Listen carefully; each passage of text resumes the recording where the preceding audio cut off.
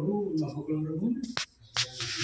ସାମାଜିକ ନାହିଁ ଗାଁ ବାଲାଙ୍କର ସେ ଅନ୍ନ ସହାନୁଭୂତିରେ ମନ୍ଦିର ଚାଲିଛି। ଏଠି ହେଲେ କେବଳ ଯାନିଯାତ୍ରା, ରଥଯାତ୍ରା, ବଡ଼ଯାତ୍ରା ଏଠି ଆଉ ଅଲଗା ଅନ୍ୟାନ୍ୟ ଯାତ୍ରା, ଜାଗର ଯାତ୍ରା, ରଥଯାତ୍ରା ଏଇ ଦୁଇଟା ବଡ଼ ଧୁମଧାମରେ ହୁଏ।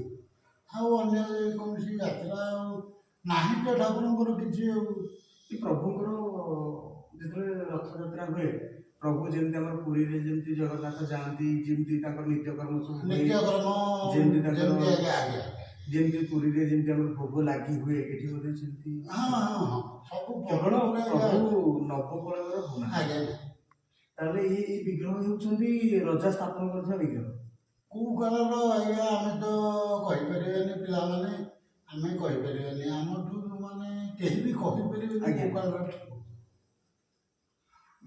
ଆମର ଠାକୁରଙ୍କ ବିଷୟରେ କିଛି କୁହନ୍ତୁ, କେମିତି ତାର ଯେତେ ସବୁ ମହତ୍ତ୍ୱପୂର୍ଣ୍ଣ ପୂଜା ହଉ କିମ୍ବା ଠାକୁରଙ୍କର ଯେତେ ସବୁ ବେଶ ହଉ ଟିକେ କହିବେ କେମିତି କ'ଣ? ବେଶ ଆଜ୍ଞା ଆମର ଆପଣଙ୍କର ଏଇଠି ତ କିଛି ଆଜ୍ଞା ନାହିଁ, କ'ଣ କହିବା ପାଇଁ କିଛି ଆଜ୍ଞା ନାହିଁ, କେବଳ ରଥଯାତ୍ରା ଆଉ ଜାଗର ଏ ଯୋଡ଼ିଏ ଯାତ୍ରା ଆମର ଏଠି ହୁଏ। ମୂର୍ତ୍ତି ଆମର ପ୍ରଭୁ କେବଳ କାଳିଆ ସାନ୍ତ।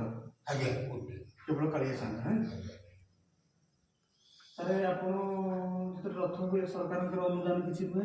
ସରକାରଙ୍କର ଏବେ ଆସିଲାଣି ଇଣ୍ଡାମେଣ୍ଟ ନେଇକି ଆଜ୍ଞା ମନ୍ଦିର, କିନ୍ତୁ କିଛି ସହଯୋଗ ନାହିଁ।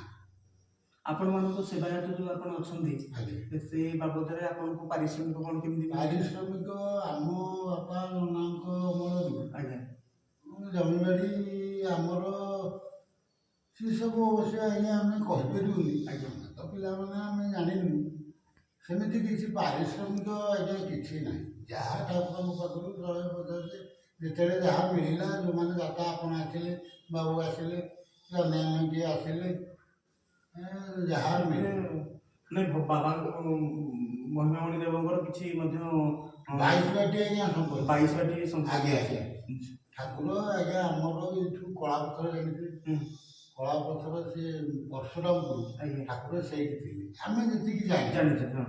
ଠାକୁରଙ୍କର ପ୍ରଥମ ଆବିର୍ଭାବ ହେଉଛି କଳାପଥରର ପରଶୁରାମ ମଧୁଆପଲ୍ଲୀ। ଆଜ୍ଞା ତାଙ୍କୁ ବାଙ୍କି ରାଜା ଏଠିକି ଆଣିଛନ୍ତି, ସ୍ଥାନାନ୍ତରିତ କରିକି ଆଣିବା ପରେ ସେମାନେ ତ ଆଉ କେହି ଜମିବାଡ଼ି ଭଲ ମନ୍ଦ କିଛି ଦିନ ଦେଲେ, ବହୁତ ପୂର୍ବ କଥା। ଆଜ୍ଞା ତାପରେ ଏବେ ଆଜ୍ଞା ସିଏ ଦେବାର ନାହିଁ କି ନେବାର ନାହିଁ କିଛି ନାହିଁ, ଯେମିତି ଗାଁରେ କଲେକ୍ସନ୍ ହେଇକରି ଠାକୁରଙ୍କର ନୀତିକାନ୍ତି